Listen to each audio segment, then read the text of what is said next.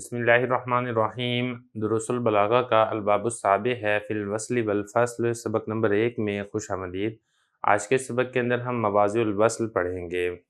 عبارت دیکھ لیں۔ الوصل عطف جملۃ علی اخری والفصل ترکہ والکلام ها هنا قاصر علی العطف بالواو لان العطف بغیرها لا یقع فیہ اشتباہ ولکل من الوصل بها والفصل مواضع الوصل بالواو یجب الوصل فی مواضعین الاول اذا اتفقت الجملتان خبرا او انشاء وکان بینہما جہۃ جامعۃ ای مناسبۃ تامۃ ولم یکن مانع من العطف نحو ان الابرار لفی نعیم وان الفجار لفی جحیم ونحو فلیضحکوا قلیلا ولیبکوا کثیرا۔ الثانی اذا اوہم ترک العطف خلاف المقصود کما اذا قلت لا وشفاہ اللہ جوابا لمن یسألک هل بری علی من المرض فترک الواو یوہم الدعاء علیہ وغرضک الدعاء لہ۔ ترجمہ دیکھ لیں۔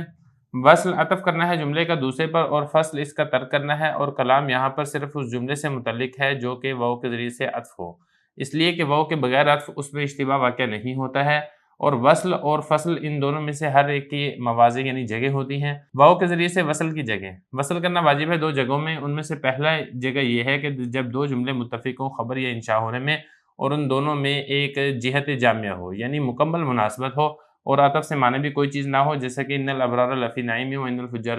لفی جحیم، اور جیسا کہ فلیضحکوا قلیلا ولیبکوا کثیرا۔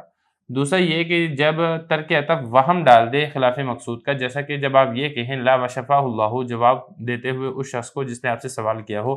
کیا علی مرض سے بری ہو گیا، مرض سے نجات پا گیا، تو یہاں پر واو کا ترک کرنا یہ وہم ڈالتا ہے اس کے خلاف بدعا کرنے کا، اور آپ کا مقصد اس کے لیے دعا کرنا ہے۔ عبارت اور ترجمہ ہو چکا ہے، اب چلتے ہیں اس کی تشریح کی طرف۔ کلام میں بعض جگہ ایسی ہوتی ہیں جہاں پر وصل ہوتا ہے یعنی ملایا جاتا ہے، اور بعض جگہ ایسی ہوتی ہیں جہاں پر فصل ہوتا ہے جدا کیا جاتا ہے۔ کہاں پر وصل ہوگا اور کہاں پر فصل ہوگا، اسی کے بارے میں انشاءاللہ ہم مکمل تفصیل سے اس باب کے اندر پڑھیں گے۔ یہ پہلا سبق ہے، اس سبق کے اندر ہم سب سے پہلے وصل اور فصل کی تعریف پڑھیں گے، اور اس کے ساتھ ساتھ مواضع وصل کو بھی ہم انشاءاللہ تفصیل سے پڑھیں گے۔ زیادہ لمبا سبق نہیں ہے، صرف اور صرف دو وصل کے مقامات ہیں جو کہ بہت آسان ہیں۔ سب سے پہلے بات کر لیتے ہیں وصل کسے کہتے ہیں۔ وصل واو صاد اور لام، یہ لغوی معنی اس کا ہوتا ہے ملانا، جمع کرنا، اور اصطلاحی تعریف اس کی یہ ہے کہ ایک جملے کو دوسرے جملے کے ساتھ بذریعہ حرف عطف ملا دیا جائے، اس کو وصل کہا جاتا ہے۔ اس کی مثال ہے زید یکتب و یشعر۔ اب یہاں پہ دیکھیں یکتب اور یشعر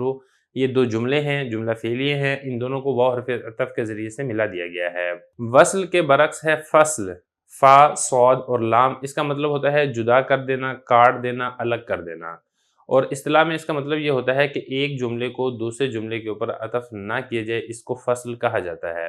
اس کی مثال ایسے ہے جیسے کہ قرآن مجید کے اندر ہے انما نحن مستہزئون اللہ یستہزئ بہم۔ انما نحن مستہزئون یہ الگ جملہ ہے، اور اللہ یستہزئ بہم یہ ایک الگ جملہ ہے۔ اس دوسرے جملے کو پہلے جملے سے کاٹ دیا گیا ہے، ان دونوں کے درمیان فصل ہے۔ عبارت دیکھیں ذرا۔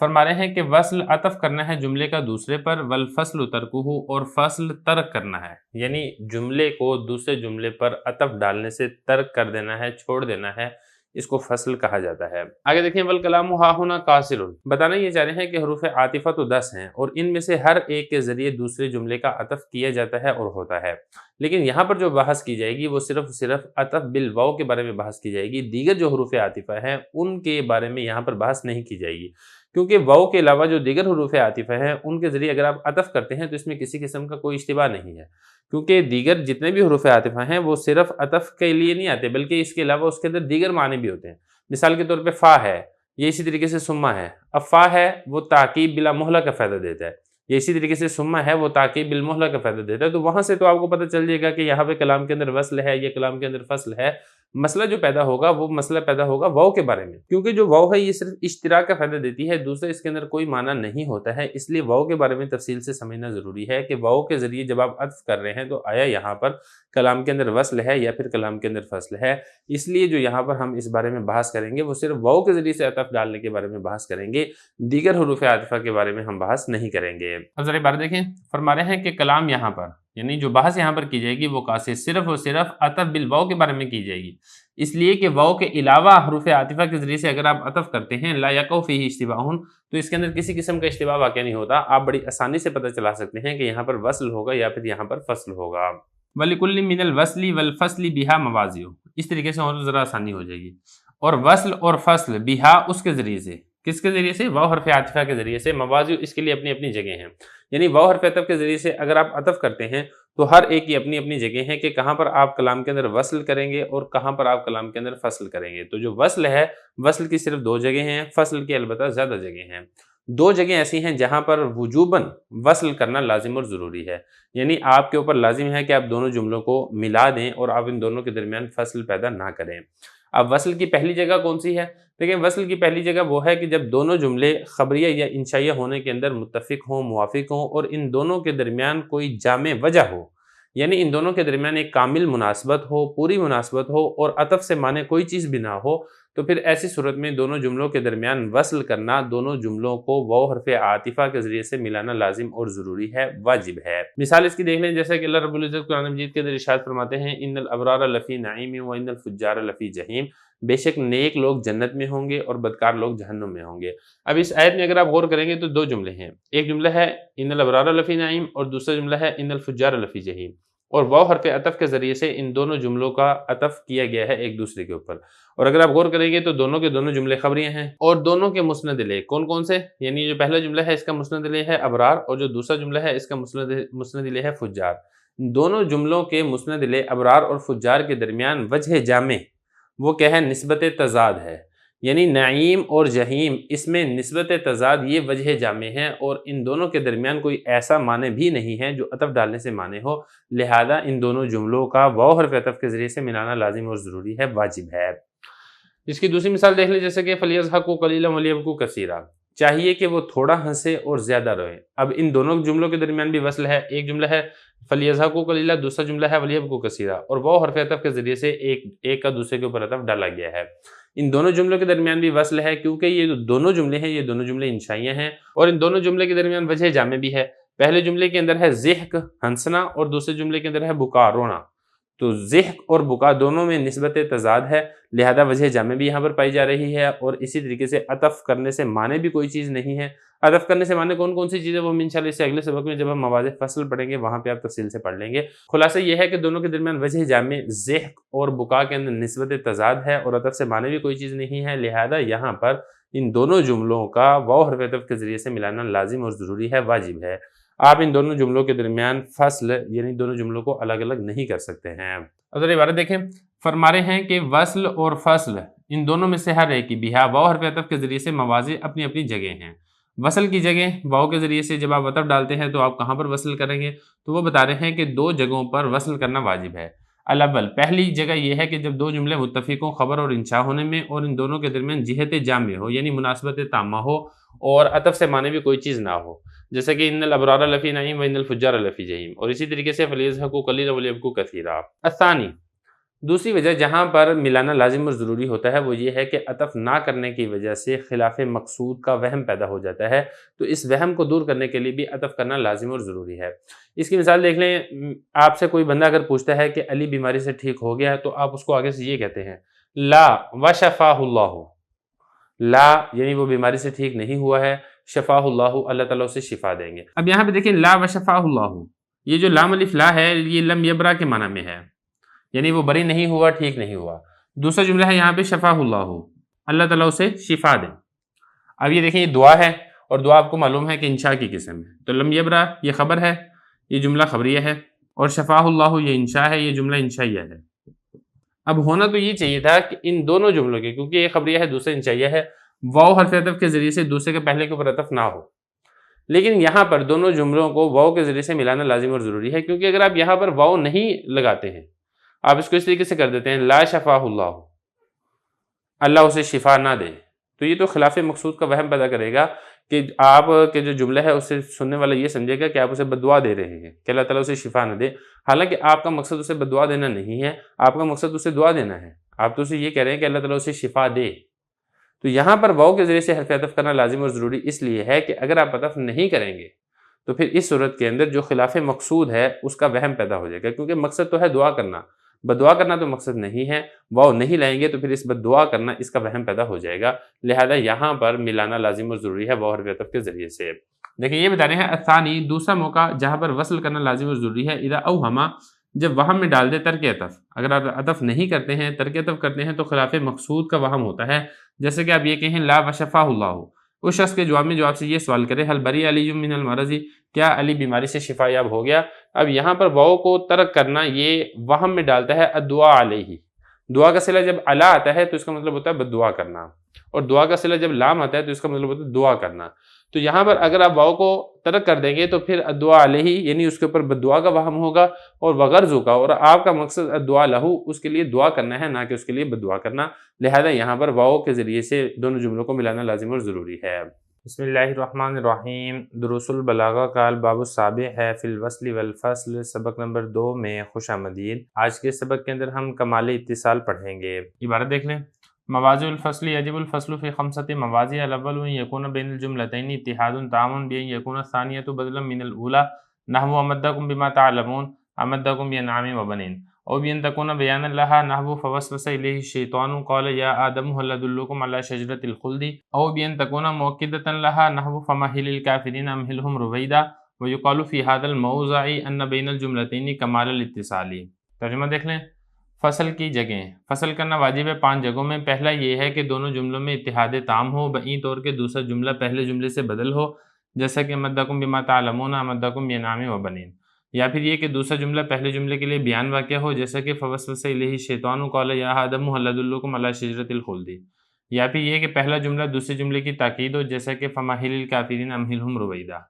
اور کہا جاتا ہے اس جگہ میں کہ دونوں جملوں میں کمال اتصال ہے۔ عبارت ہو چکی ہے، ترجمہ ہو چکا ہے، اب چلتے ہیں اس کی تشریح کی طرف۔ گزشتہ سبق کے اندر ہم نے وہ 2 مقامات پڑھے تھے جہاں پر دونوں جملوں کے اندر وصل کرنا واجب ہے۔ آج کے سبق کے اندر ہم وہ مقامات پڑھیں گے جن میں مواقع فصل جس کو کہا جاتا ہے، مواقع فصل کل 5 ہیں، ان 5 میں سے ہم انشاءاللہ پہلا مقام پڑھیں گے جس کو کہا جاتا ہے کمال اتصال۔ اگر تو دونوں جملوں میں کمال اتصال ہے تو پھر وہاں پر بھی دونوں جملوں میں فصل یعنی جدا کرنا لازم اور ضروری ہے۔ اب یہ کمال اتصال کیسے ہوگا؟ اس کے مختلف طریقے ہیں، ان میں سے ایک طریقہ یہ ہے کہ دوسرا جملہ پہلے جملے سے بدل واقع ہو رہا ہو۔ اب اس کی مثال دیکھ لیں، اللہ تعالیٰ ارشاد فرماتے ہیں قرآن مجید میں، امدکم بما تعلمون امدکم بانعام وبنین، امدکم اللہ تعالیٰ نے تمہاری مدد کی، بما ان چیزوں سے، تعلمون جن کو تم جانتے ہو، امدکم اللہ تعالیٰ نے تمہاری مدد کی، بانعام چوپایوں سے، جانوروں سے، وبنین اور بیٹوں سے۔ اب اس جملے کے اندر دیکھیں، یہ جو دوسرا جملہ ہے امدکم بانعام وبنین، یہ دوسرا جملہ پہلے جملے سے بدل واقع ہو رہا ہے۔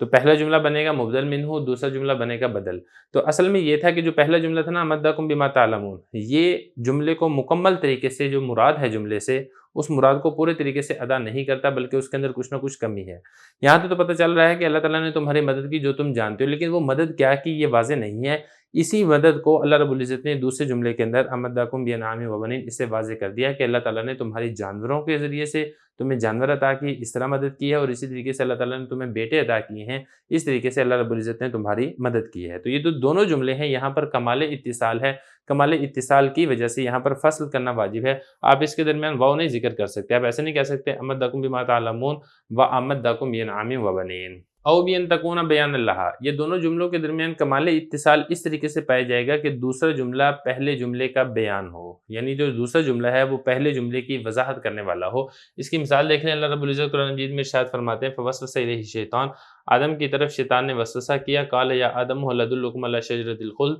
اور یہ کہا کہ اے آدم کیا میں تمہاری رہنمائی کروں علی شجرۃ الخلد، ہمیشہ کے درخت پر۔ اب یہاں پر دیکھیں، جب یہ کہا نا فوسوس الیہ الشیطان کہ شیطان نے وسوسہ ڈالا،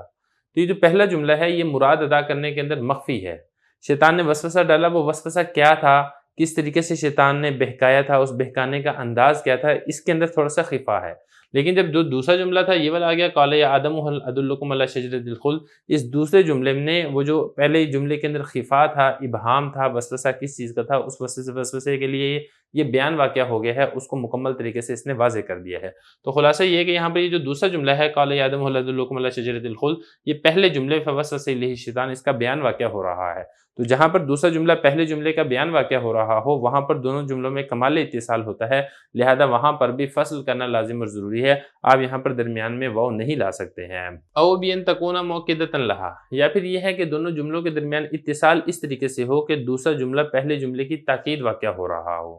تو جہاں پر دوسرا جملہ پہلے جملے کی تاکید واقع ہو رہا ہوگا وہاں پر بھی دونوں جملوں میں کمال اتصال ہوگا، لہذا وہاں پر فصل کرنا واجب ہے، آپ درمیان میں وہ نہیں لا سکتے ہیں۔ اب اس کی مثال دیکھ لیں، فَمَهِّلِ الْكَافِرِينَ، آپ کافروں کو مہلت دیں، امہلہم رویدا، ان کو آپ تھوڑی سی مہلت دیں۔ اب یہاں پہ دیکھیں یہ دو جملے ہیں، ایک ہے فَمَهِّلِ الْكَافِرِينَ اور دوسرا جملہ ہے امہلہم رویدا۔ اب یہاں پر دیکھیں یہ جو امہلہم رویدا ہے یہ پہلے جملے فَمَهِّلِ الْكَافِرِينَ اس کی تاکید واقع ہو رہا ہے، دونوں جملوں کا مقصد ایک ہی ہے، تو لہذا جب دونوں جملوں کے درمیان کمال اتصال ہے تو آپ درمیان میں واو حرف عطف نہیں لا سکتے ہیں۔ ذرا عبارت دیکھیں، فرما رہے ہیں کہ فصل کرنا واجب ہے 5 جگہوں میں۔ پہلا یہ ہے کہ دونوں جملوں میں اتحاد تام ہو، مکمل اور کامل اتحاد ہو۔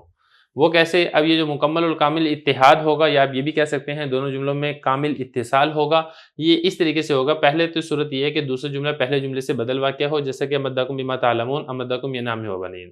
یا پھر یہ ہے کہ جو دوسرا جملہ ہے بیان لہا وہ پہلے جملے کے لیے بیان واقع ہوگا، جیسا کہ فوسوس الیہ الشیطان قال یا آدم هل ادلکم علی شجرۃ الخلد، یا پھر یہ ہے بان تکونا، یہ جو دوسرا جملہ ہے مؤکدۃ لہا وہ پہلے جملے کے لیے تاکید واقع ہو رہا ہوگا۔ تو اگر دوسرا جملہ پہلے جملے کے لیے تاکید واقع ہو رہا ہے تو پھر اس صورت میں بھی دونوں جملوں میں اتحاد تام ہے، جیسا کہ فَمَهِّلِ الْكَافِرِينَ أَمْهِلْهُمْ رُوَيْدًا وَيُقَالُ فِي هَذَا الْمَوْضِعِ، اس جگہ کو یعنی جب دونوں جملوں میں کامل اتحاد ہو اس جملے کو کہا جاتا ہے کہ دونوں جملوں کے درمیان کیا ہے؟ کمال اتصال ہے۔ تو کمال اتصال یہ بھی ایک موقع ہے جہاں پر دونوں جملوں میں فصل کرنا واجب ہے اور آپ درمیان میں وہ حرف عطف نہیں لا سکتے ہیں۔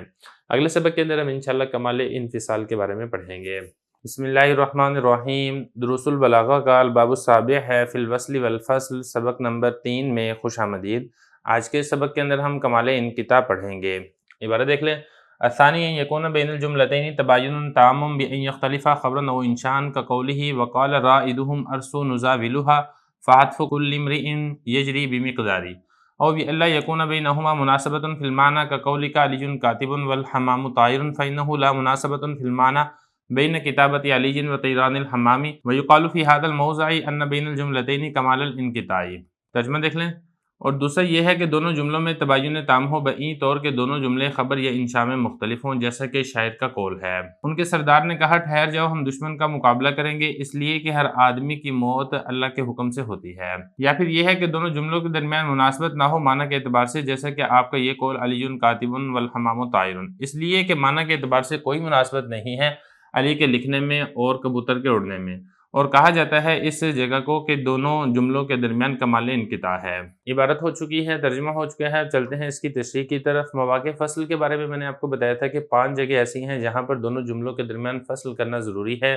وہ حرف عطف آپ نہیں لے کر آئیں گے۔ ان 5 جگہوں میں سے جو پہلی جگہ تھی وہ تھی کمال اتصال، وہ ہم نے گزشتہ سبق میں پڑھ لی ہے۔ آج کے سبق کے اندر ہم جو دوسرا مقام ہے کمال انقطاع اس کے بارے میں پڑھیں گے۔ دیکھیں کمال انقطاع کا مطلب یہ ہے کہ دونوں جملوں کے درمیان کامل تباین ہو، یعنی جو دونوں جملے ہیں وہ کامل طریقے سے ایک دوسرے کی ضد ہوں۔ مطلب یہ کہ اگر پہلا جملہ خبریہ ہے تو دوسرا انشائیہ ہو، یا اگر پہلا جملہ انشائیہ ہے تو دوسرا جملہ خبریہ ہو، تو ایسے موقع کے اوپر بھی دونوں جملوں کے درمیان فصل کرنا لازم اور ضروری ہے۔ اس کی مثال ہے وقال رائدہم ارسو نزاولها فحذف کل امرئ یجری بمقدار۔ سب سے پہلے شعر کی تھوڑی سی تشریح کر لیتے ہیں۔ پہلا لفظ یہاں پر دیکھیں رائد،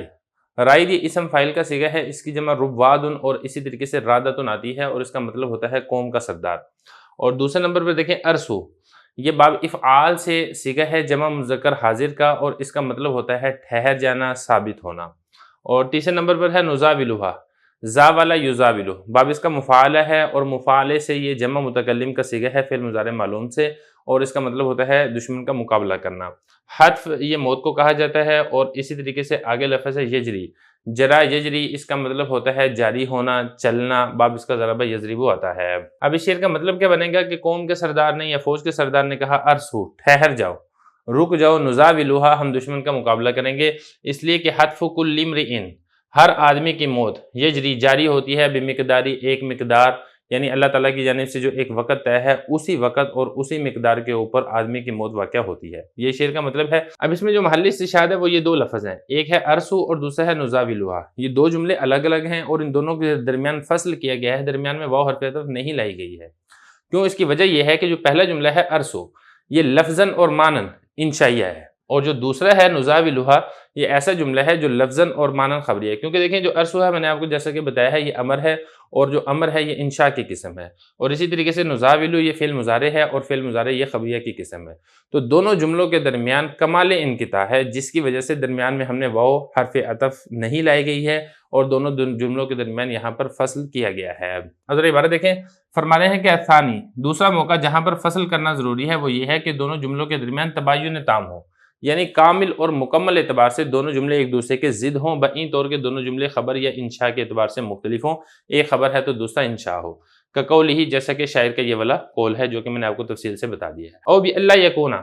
یا پھر فصل اس لیے بھی کی جائے گی کہ دونوں جملوں کے درمیان معنوی اعتبار سے مناسبت نہ ہو۔ اوپر تو ہم نے یہ پڑھا تھا نا کہ لفظاً اور معناً مناسبت نہ ہو، یہاں پر لفظاً تو مناسبت ہے لیکن معنی کے اعتبار سے مناسبت نہیں ہے، تو تب بھی یہاں پر فصل کرنا لازم اور ضروری ہے۔ اب اس کی مثال یہ ہے علی کاتب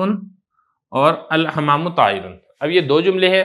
لفظاً تو چلو اس میں آپ مناسبت بنا سکتے ہیں کہ دونوں کے دونوں جملے خبریہ ہیں، لیکن معنی کے اعتبار سے دونوں میں کسی طرح کی مناسبت نہیں ہے، کیونکہ علی کاتب میں علی کی کتابت کا تذکرہ ہے، اور حمام و طائر کے اندر جو حمام کبوتر ہے اس کے اڑنے کا تذکرہ ہے، تو علی کی کتابت میں اور کبوتر کے اڑنے میں معنی کے اعتبار سے کوئی جوڑ نہیں ہے، کوئی مناسبت نہیں ہے، لہذا یہاں پر بھی فصل کرنا، دونوں جملوں کو الگ الگ ذکر کرنا لازم اور ضروری ہے۔ یہ بتا رہے ہیں بِأَلَّا یکونا، بئیں طور کے دونوں جملوں کے درمیان معنی کے اعتبار سے مناسبت نہ ہو، کقولک جیسا کہ تیرا قول ہے علی کاتب الحمام طائر، اس لیے کہ معنی کے اعتبار سے مناسبت نہیں ہے کتابت علی اور طیران حمام کے درمیان، علی کے لکھنے میں اور کبوتر کے اڑنے میں معنی کے اعتبار سے یہاں پر مناسبت نہیں پائی جاتی ہے۔ وَيُقَالُ فِي هَذَا الْمَوْضِعِ، اور اس موضع کو کہا جاتا ہے، یعنی اس جگہ کو کہا جاتا ہے کہ دونوں جملوں کے درمیان کمال انقطاع ہے، کامل اعتبار سے دونوں جملے ایک دوسرے سے الگ ہیں، ٹوٹے ہوئے ہیں۔ بسم اللہ الرحمن الرحیم۔ دروس البلاغہ کا الباب السابع ہے فی الوصل والفصل، سبق نمبر 4 میں خوش آمدید۔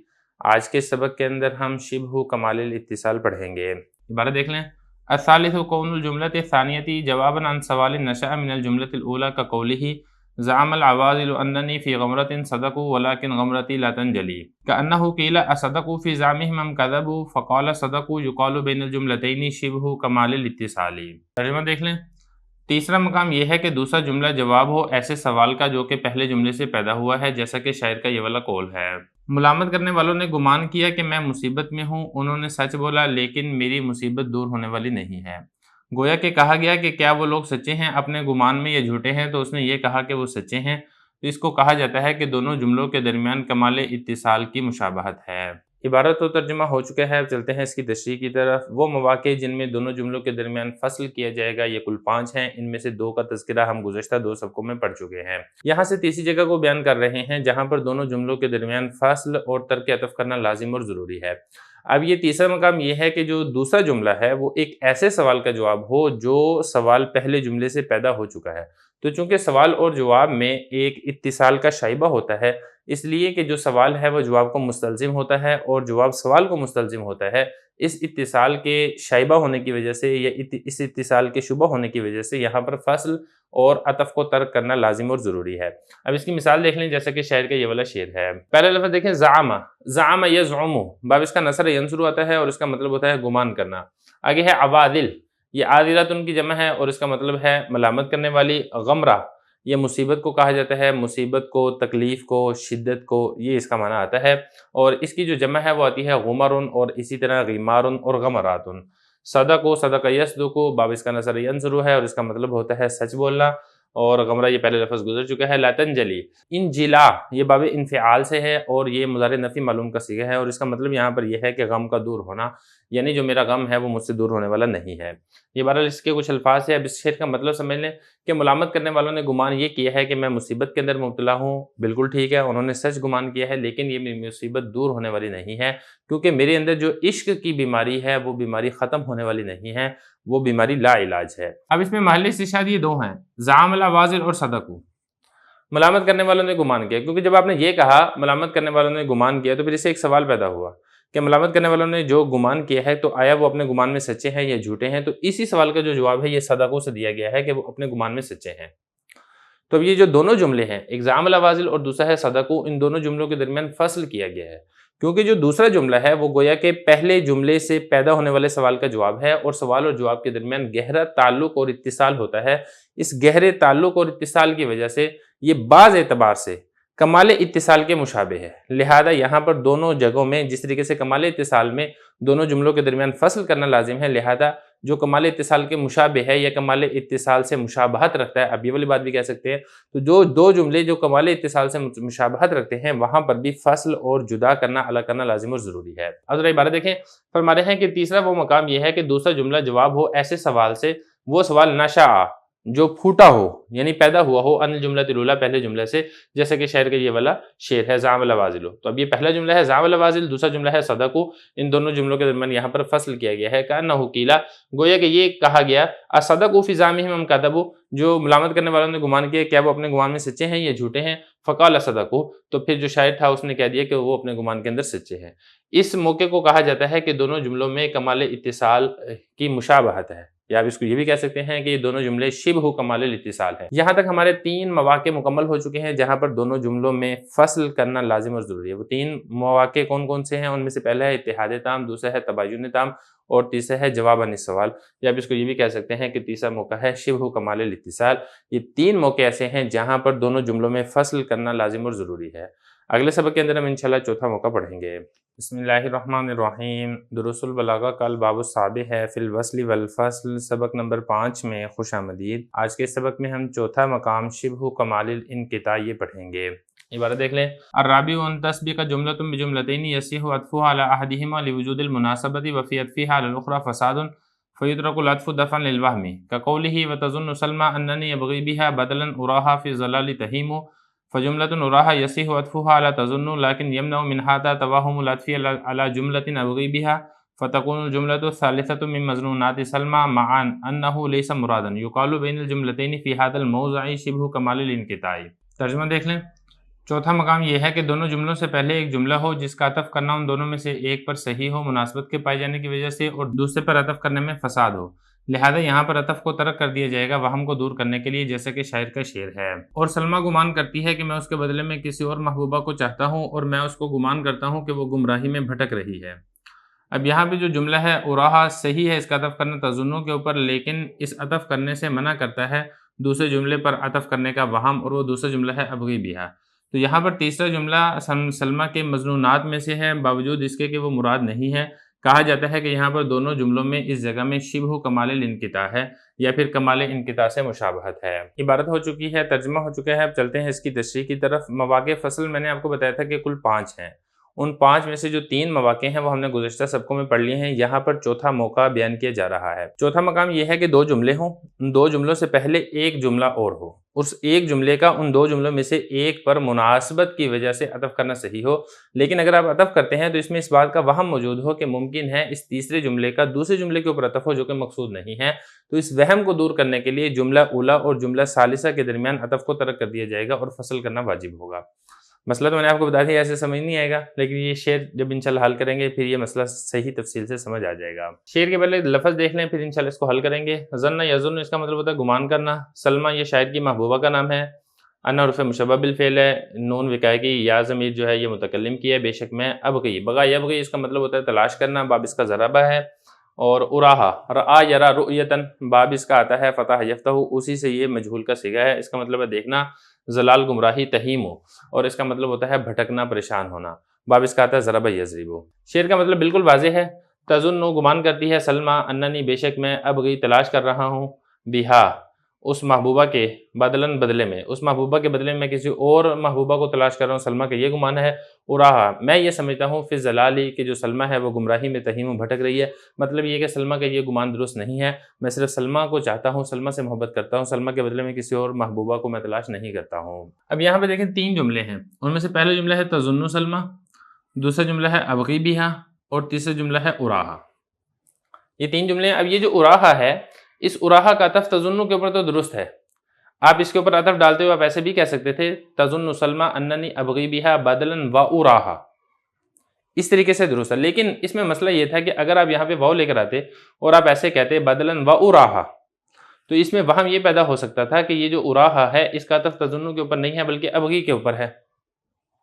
اور اگر اس کا عطف ابغی کے اوپر ہو تو پھر یہ جو اراحا فی ظلال تہیم ہے یہ بھی سلمہ کے مظنونات کے اندر داخل ہو جائے گا۔ مطلب اس میں یہ بنے گا کہ سلمہ یہ گمان کرتی ہے کہ میں اس کے بدلے میں کسی اور کو چاہتا ہوں، اور سلمہ یہ گمان کرتی ہے کہ میں اس کو گمراہی میں بھٹکتی ہوئی خیال کرتا ہوں۔ حالانکہ جو شاعر کا مقصد ہے وہ یہ ہے کہ سلمہ کا گمان صرف یہاں تک ہے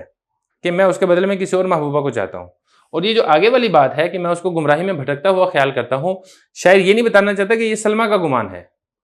کیونکہ یہ شاعر کی اپنی طرف سے بات ہے، سلمہ کا گمان نہیں ہے۔ تو لہذا یہاں پر اگرچہ عطف ڈالنا درست ہے تظنو کے اوپر، لیکن عطف ڈالنے کی صورت میں خلاف مقصود کا وہم ہو سکتا ہے، تو اس وہم کو دور کرنے کے لیے ہم نے یہاں پہ عطف نہیں ذکر کیا ہے۔ حضرت عبارت دیکھیں، فرما رہے ہیں کہ چوتھا مقام یہ ہے کہ دو جملوں سے پہلے ایک جملہ سبقت لے جائے۔ اب دو جملے یہاں پر کون سے ہیں؟ ایک ہے تظنو اور دوسرا ہے ابغی،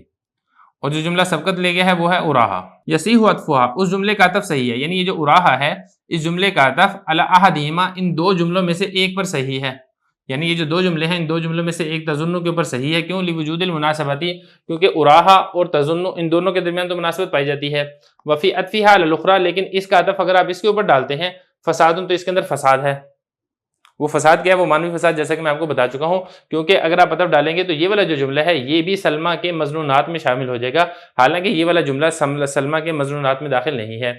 فیترک العطف، تو لہذا عطف کو ترک کر دیا جائے گا، اس سے پہلے آپ وہ حرف عطف نہیں لے کر آئیں گے، دفعا للوہم، وہم کو دور کرنے کے لیے، تاکہ خلاف مقصود کا وہم نہ ہو جائے۔ اب یہاں پہ بتا رہے ہیں کہ یہ جو جملہ ہے اراحا، اس کا عطف تظنو کے اوپر صحیح ہے، لیکن اس عطف سے معنی کیا ہے؟ جملہ دوسرا جملہ ابغی بہا، اس پر عطف کا وہم، کیونکہ جب آپ واو ڈالیں گے تو پھر اس میں وہم پیدا ہوگا کہ یہ جو اراحا ہے اس کا عطف تظنو کے اوپر نہیں ہے بلکہ ابغی بہا اس کے اوپر ہے۔ لہذا یہ جو تیسرا جملہ ہے، کون سا تیسرا جملہ؟ یہ اراحا فی ظلال تہیم، یہ بھی سلمہ کے مظنونات میں داخل ہو جائے گا کہ سلمہ کا گمان بھی یہ ہے کہ میں اس کو بھٹکتی ہوئی خیال کرتا ہوں، حالانکہ یہ سلمہ کا گمان نہیں ہے۔ مع انہ لیس مرادا، باوجود اس کے کہ یہ سلمہ کا گمان نہیں ہے، تو لہذا یہاں پر بھی عطف کو ترک کر دیا جائے گا۔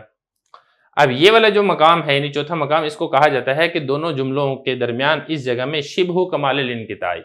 کمال انقطاع کی مشابہت ہے، کیونکہ یہاں پہ دیکھیں جو دونوں جملے ہیں ان دونوں جملوں میں جو انقطاع ہے یہ انقطاع ذاتی نہیں ہے۔ اگر تو انقطاع ذاتی ہوتا تو پھر ہم نے اس کو کہنا تھا کہ کمال انقطاع ہے، لیکن کمال انقطاع کے ساتھ مشابہت ہے، اس لیے اس مقام کو کہا جاتا ہے کہ دونوں جملوں کے درمیان شبہ کمال الانقطاع ہے۔ بسم اللہ الرحمن الرحیم۔ دروس البلاغہ کا الباب السابع ہے فی الوصل والفصل، سبق نمبر 6 میں خوش آمدید۔ آج کے سبق کے اندر ہم پانچواں مقام توسط بین الکمالین پڑھیں گے۔ عبارت دیکھ لیں،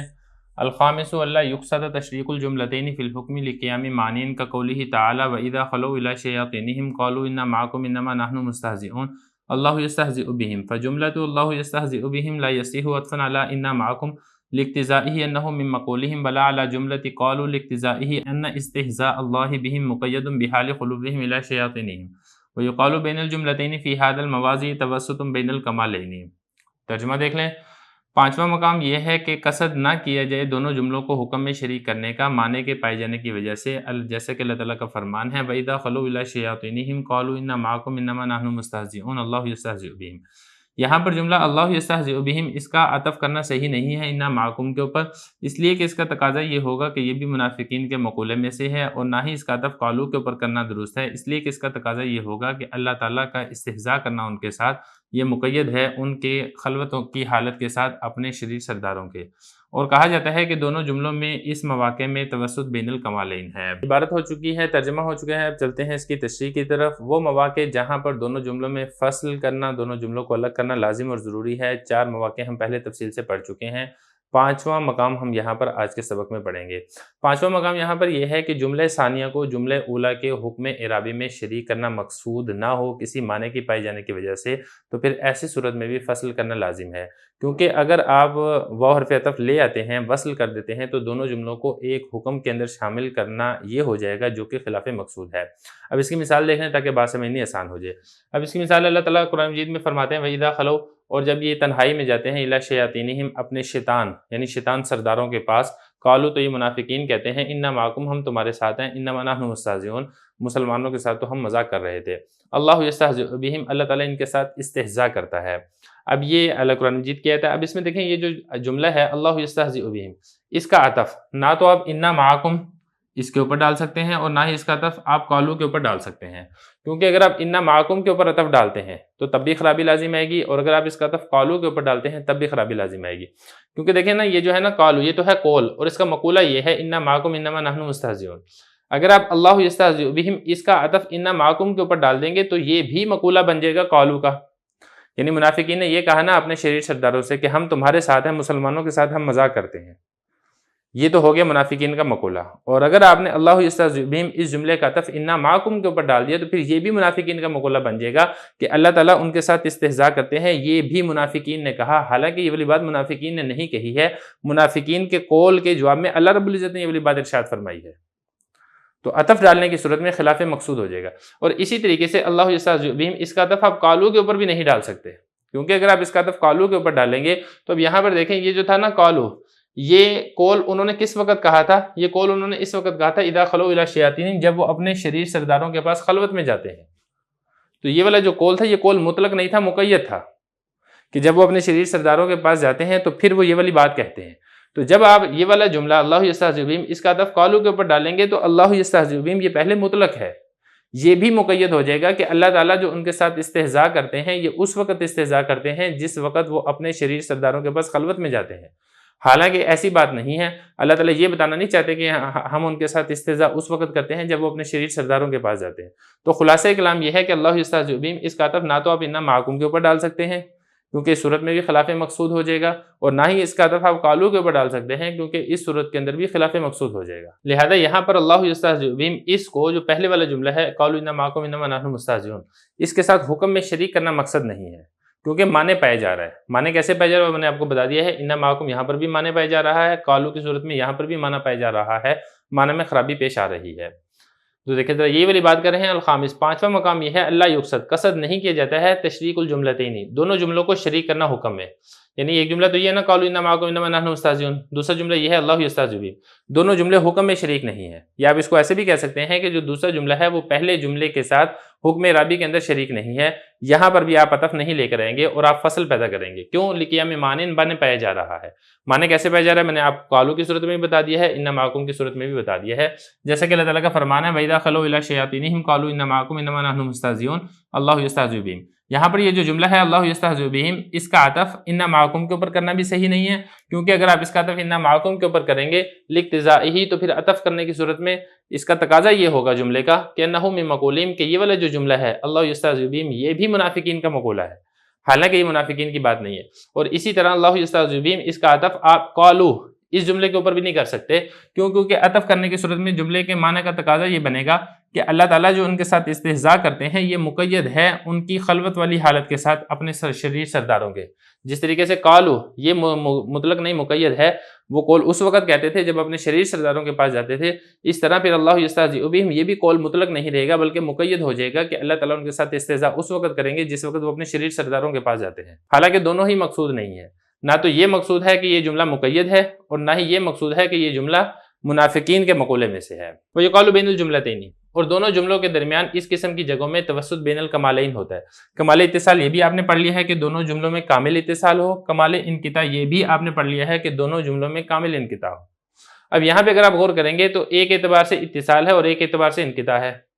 اتصال اس اعتبار سے ہے کہ جیسے یہ جملہ خبریہ ہے قالوا انا معکم انما نحن مستہزئون اللہ یستہزئ بہم، یہ بھی جملہ خبریہ ہے، تو اس اعتبار سے دیکھیں گے تو اتصال ہے، اور انقطاع اس اعتبار سے ہے کہ جو پہلا جملہ ہے قالوا انا معکم انما نحن مستہزئون، اس کا جو مفہوم ہے دوسرے جملے اللہ یستہزئ بہم اس کے مفہوم کا مخالف ہے، اس اعتبار سے دیکھیں گے تو یہاں پر انقطاع ہے۔ تو یہاں پہ چونکہ دونوں جہتیں ہیں تو اس لیے کہا گیا کہ یہ توسط ہے، درمیان میں ہے، ایک اعتبار سے کمال ہے اور ایک اعتبار سے انقطاع ہے، تو یہ فرمایا یقال بین الجملتین، کہا جاتا ہے کہ دونوں جملوں میں اس قسم کی جگہوں کے درمیان توسط بین الکمالین ہے، ایسی جگہ میں بھی فصل کرنا لازم اور ضروری ہے، آپ یہاں پر وصل نہیں کر سکتے ہیں۔ اسی کے ساتھ ہی ہمارا 7واں باب یہاں تک مکمل ہو چکا ہے، اب اس کے بعد انشاءاللہ باب الثامن 8واں باب ہم شروع کریں گے۔